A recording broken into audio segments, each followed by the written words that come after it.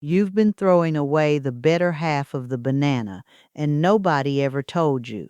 The fruit you eat and the peel you drop in the bin, the peel is the part that does the work.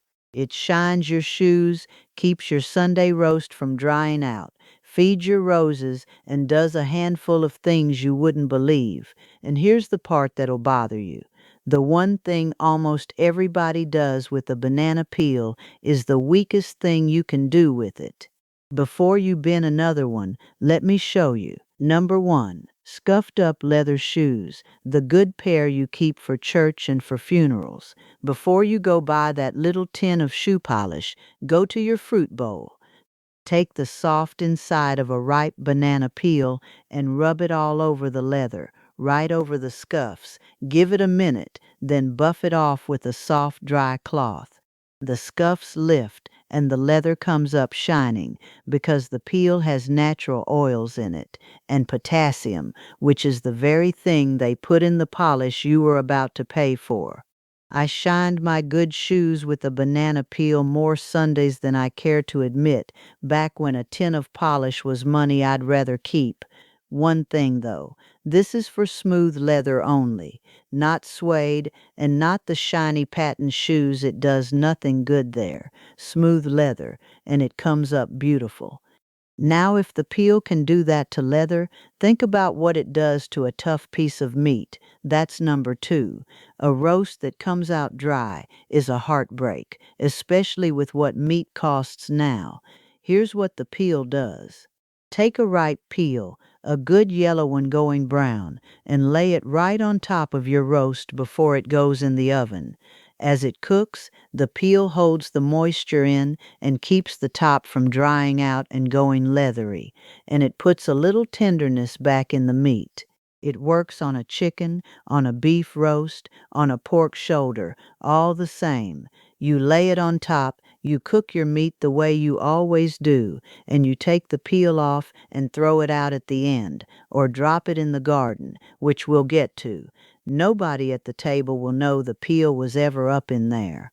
They'll just know the roast came out moist for once. You ever notice how a banana sitting on the counter draws fruit flies out of thin air? That same thing that draws them is what you use to catch them, and that's number three. When the fruit flies take over your kitchen in the summer, don't go buy the sticky traps. Chop up a banana peel and drop it in a cup or a jar. Pour a little apple cider vinegar over it. Then stretch a piece of plastic wrap over the top, snap a rubber band around it to hold it down, and poke a few small holes in the wrap with a fork. The flies smell the peel and the vinegar. They crawl down through the holes to get to it, and they can't find their way back out. Set it wherever they gather, by the fruit bowl or the sink. In a day or two you'll see them collected down in the bottom. It won't catch every last one, but it thins them out fast, and it costs you a peel and a splash of vinegar. Number four, tarnished silver. If you keep a good set, the pieces you only bring out for company, you know how they go dark and dull sitting in the drawer. The peel shines those up too. Put a peel or two in the blender with a little splash of water and run it into a paste. Take that paste on a soft cloth or an old soft toothbrush for the grooves and work it over the metal. Give it a few minutes. Then rinse the piece in clean water and dry it with a clean cloth. The dark lifts and the shine comes back. For a big job, a whole set, this is slow going and the store paste is quicker. But for a piece or two, a serving spoon, a little dish, you already have what you need in the fruit you just ate. Here's an easy one, number five, and it's my favorite kind because it takes no effort at all. Houseplants, the big leafy ones, they collect dust on their leaves the same as your furniture does, and dusty leaves can't take in light the way clean ones can. Take the inside of a banana peel and wipe it gentle right across the top of each leaf. It lifts the dust off and leaves a soft shine behind, and the little bit of residue is nothing the plant minds. Your rubber plant, your peace lily, any of the big broadleaf ones. Wipe them down, and they look like you bought them yesterday. Number 6. That leather bag or the leather couch that's gone dry and tired looking. The same peel does for big leather what it does for your shoes. Rub the soft inside all over it. Work it into the dry spots and the creases, and then buff it off with a clean cloth. It conditions the leather and brings back the color and the shine, and some folks say it leaves a little water resistance behind too. A worn handbag, a jacket that's gone dull, the arms of a leather chair where everybody rests their hands, same as the shoes, keep it to smooth leather, not suede. It's a lot cheaper than the conditioner at the store, and you already ate the banana. Number 7 is an old one from another time, but it still works if you've still got the discs, a scratched CD or a DVD that skips. Rub the inside of the peel over the back of the disc, the shiny side, in gentle circles. The soft wax in the peel fills in the fine scratches. Then wipe it clean with a soft cloth and let it dry. It won't fix a deep gouge, but a light scratch that makes it skip. The peel smooths it over enough to play again. I know half of you moved on from discs years ago, but plenty of us still have a shelf of them, and a scratched one you love is worth saving. Come summer, when the mosquitoes have had their way with you and your ankles are covered in bites, number 8 is sitting in your fruit bowl. Instead of reaching for the little pink bottle of calamine, take a fresh banana peel and rub the soft inside part right over the bite, back and forth, until the skin has a bit of moisture on it. There's something in the peel that brings the inflammation down, and the itch goes with it.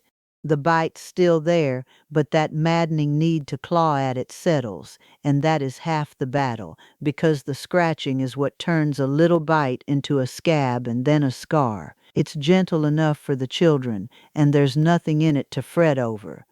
Next time the whole family comes in from the yard eaten alive, you'll be glad you knew. Number 9, and this one you're going to want to argue with me about, so hear me out. Warts. This is an old folk remedy, and a lot of people swear by it after the drugstore creams did nothing for them. Cut a small piece of banana peel, about the size of the wart, and lay the soft inside part flat against it. Hold it there with a bandage or a piece of tape, and leave it on. Change it out for a fresh piece each day. People who do this say that over a week or two, the wart shrinks down and eventually gives up and goes. Now I'm not going to stand here and promise you it works every time, because I can't. But it costs you a scrap of peel and a bandage, and folks have been doing it a long time. If the drugstore stuff has already failed you, there's no harm in trying the peel. Number 10. Dry, cracked hands and rough heels, the kind that come from a lifetime of real work and cold weather and washing dishes without gloves. The inside of the peel is soft and moisturizing, and it does right by tired skin. Rub the inside part over your dry heels or the backs of your hands, then follow it with your regular cream, your Vaseline, whatever you keep by the bed. There was a woman up the road from us named Miss Cora.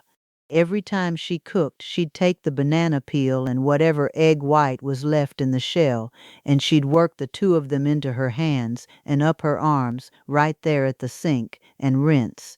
She was past 70 and had the softest, youngest-looking hands of anybody I knew. She never bought a hand cream in her life. She used the peel and the egg white, and that was that. That same soft inside part handles number 11, which is puffy eyes and the dark circles under them. Here the trick is the cold. Put a couple of pieces of peel in the freezer for 10 minutes, then rest them under your eyes, inside part against you. That cold pulls the puffiness right out and tightens the skin, and the peel does the rest. If the circles are dark, scrape the soft white fibers off the inside of the peel, stir them into a dab of aloe gel, and pat that under the eye. Same idea as the cucumber slices your mother used, except the peel was headed for the bin anyway. Number 12. Acne and breakouts. And here I have to be straight with you because the videos on this get carried away.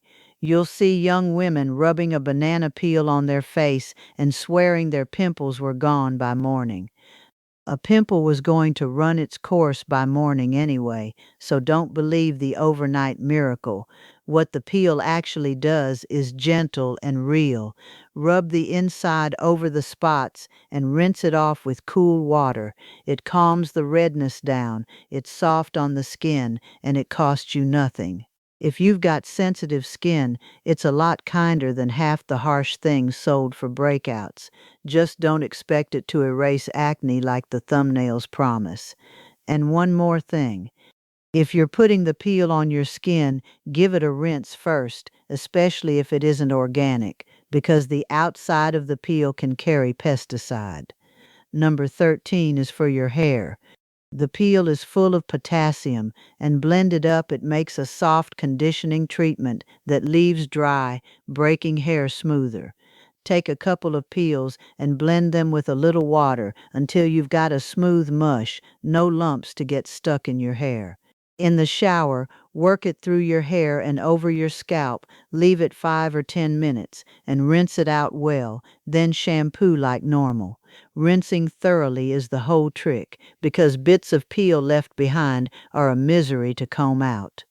It's a free deep conditioner out of something you were throwing away, and your hair comes out soft. Number 14. You can eat the thing. I know how that sounds, but in a lot of the world, people have been eating banana peels for as long as there have been bananas. The peel is food.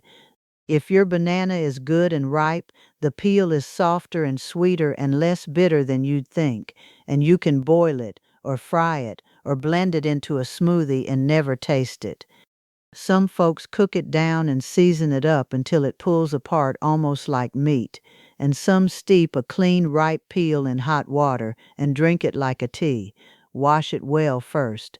If it isn't organic, wash it twice, because the outside can carry pesticide and wax. It's full of fiber and potassium, and it's the part you paid for and dropped in the trash. You don't have to make a habit of it. Just know that peel was never garbage. It's food, and you were throwing it out. Number 15 is one I have to knock down because I fell for it myself. Rubbing a banana peel on your teeth to whiten them. I did it every morning, long enough to be sure, and I'm telling you plain, it does not whiten a thing. There isn't enough in a banana peel to lift a coffee stain or a tea stain, no matter how many mornings you rub it on.